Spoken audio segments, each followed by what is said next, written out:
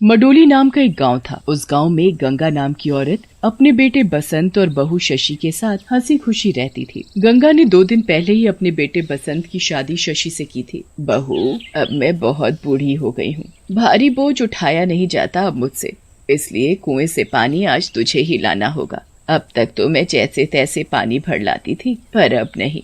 माँ जी, आप चिंता न करो, मैं सब कर लूंगी, आप सिर्फ आराम करिए। अभी तेरी शादी को 2 ही दिन हुए हैं और मैंने तुझे इतना बड़ा काम करने को बोल दिया। कुएं से पानी भरना कोई आसान काम नहीं है, घंटों खड़ा होना पड़ता है, तब जाकर 1-2 मटका पानी मिल पाता है। मैं सब कर लूंगी माँ जी। शशि सुबह जल्दी उठ जाती है और मटका हाथ में लिए निकल पड़ती है कुएं की तरफ पानी भरने। पर वहां पहुंचते ही शशि थोड़ा निराश हो जाती है, क्योंकि इतनी जल्दी आने के बावजूद भी कुएं पर बहुत भीड़ थी। सोचा था जल्दी जाऊंगी कुएं पर पानी लेने, पर यहाँ तो सभी को जल्दी है, बहुत भीड़ है। ऐसे तो मुझे दोपहर हो जाएगी सिर्फ पानी लेने में।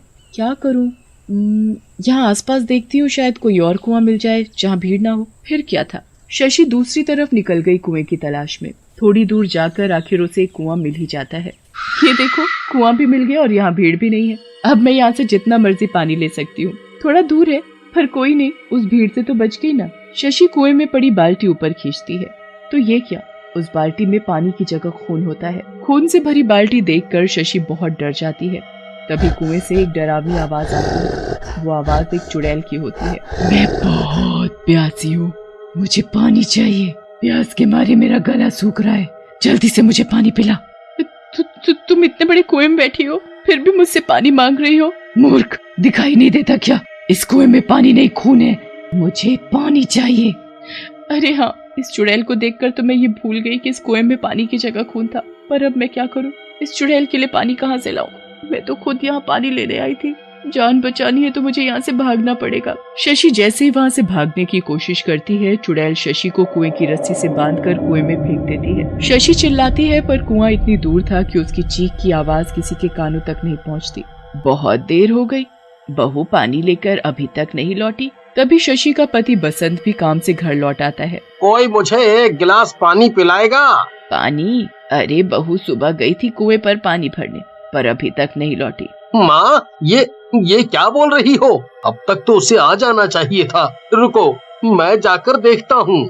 बसंत हर जगह शशि को तलाशता है, कुएं के पास भी जाता है, पर उसे शशि कहीं नहीं दिखती। एक दिन 2 दोस्त मुकुल और नीरज गांव के बाहर वाली सड़क से शहर की तरफ जा रहे होते हैं। यार, बाइक चलाते चलाते काफी देर हो गई है और इस चिलमिलाती धूप में बहुत प्यास भी लगी है। क्यों ना यहाँ आसपास थोड़ा आराम किया जाए और पानी पिया जाए। हाँ भाई, ठीक है। वो देखो, उधर वो जगह आराम के लिए बिल्कुल सही है। हमारी किस्मत कितनी अच्छी है, वो देखो कुआं, पीने के लिए पानी भी मिल गया। चलो जल्दी, बहुत प्यास लगी है। दोनों दोस्त कुएं के पास पहुंचते हैं। मुकुल कुएं में झांक कर देखता है, पर कुएं में इतना अंधेरा था कि उसे कुछ दिखाई नहीं पड़ रहा था। कुआं बहुत गहरा मालूम पड़ता है, इसमें पत्थर फेंक कर देखता हूँ, पानी है भी कि नहीं। पत्थर फेंकने पर उसे पानी जैसी आवाज आती है। हाँ, इसमें पानी है। मुकुल कुएं से पानी निकालता है। बाल्टी में पानी की जगह खून होता है। खून देखकर दोनों बहुत डर जाते हैं और बाल्टी वहीं फेंककर अपनी बाइक से भागने की कोशिश करते हैं, पर चुड़ैल उन्हें जाने नहीं देती। वो रस्सी फेंककर दोनों दोस्तों को रस्सी से बांधकर अपनी तरफ खींच लेती है। यार नीरज, ये तो चुड़ैल है, अब हमें ये नहीं छोड़ेगी। एक शर्त पर मैं तुम्हें जाने दूंगी। हमें तुम्हारी हर शर्त मंजूर है, जल्दी बताओ क्या शर्त है। मैं बहुत प्यासी हूँ, मुझे पानी चाहिए, कई सालों से मैंने पानी नहीं पिया है। हम तो खुद पानी की तलाश में यहाँ आए थे, हमारे पास पानी होता तो हम यहाँ कुएं पर क्यों आते। मुझे गुस्सा मत दिला, इंसानों का खून पीने से मेरी प्यास नहीं मिटती, मुझे पानी चाहिए अभी। हमारे पास कोई पानी नहीं है, अगर तुम हमें छोड़ दोगी तो हम अभी तुम्हारे लिए ढेर सारा पानी ले आएंगे। नीरज के इतना बोलते ही चुड़ैल दोनों दोस्तों को कुएं में फेंक देती है और खुद भी वापस कुएं में चली जाती है। आज गांव में सरपंच की बेटी की शादी है। चलो चलो चलो, जल्दी करो, जल्दी जल्दी ये काम निपटाओ। पता है ना, आज सरपंच जी की बेटी की शादी है। भाई जी, आप बिल्कुल भी चिंता ना करें, ऐसी सजावट करेंगे पूरा गांव देखता ही रह जाएगा। कुसुम की माँ, बारात की खातिरदारी में कोई कमी ना हो। चाय पानी का पूरा बंदोबस्त पहले से करके रखना। तुमने बिल्कुल सही कहा।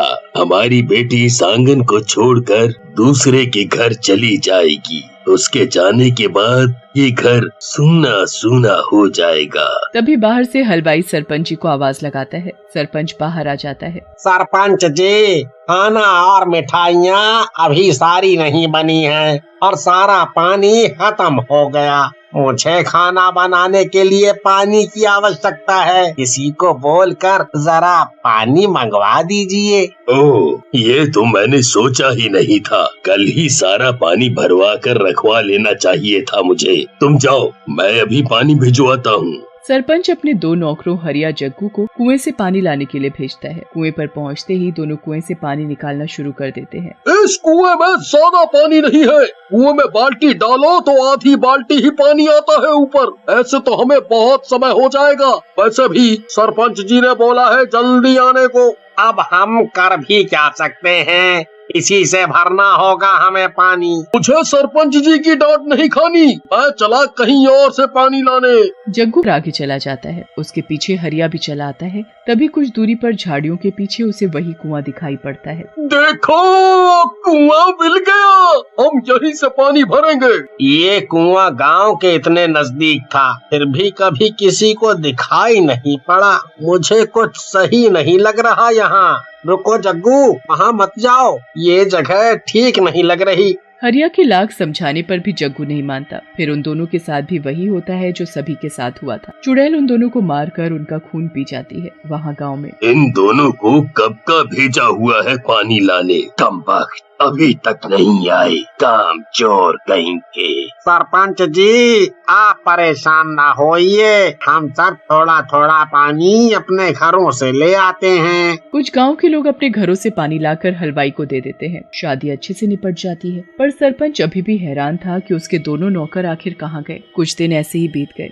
एक दिन गांव में पानी ना होने से सूखा पड़ गया। गांव का कुआं पूरा सूख चुका था। माँ, मुझे बहुत प्यास लगी है, पानी दो ना पीने के लिए। पिंटू के बापू, घर में एक बूंद पानी नहीं है। अब मैं अपने बच्चे को क्या पिलाऊं? कहाँ से लाऊं पानी? पूरे गांव में एक बूंद भी पानी नहीं है। एक तो सूखा पड़ा है। उधर पूरा गांव दुखी था सूखा पड़ने से। सरपंच जी, ये सब कब तक चलेगा?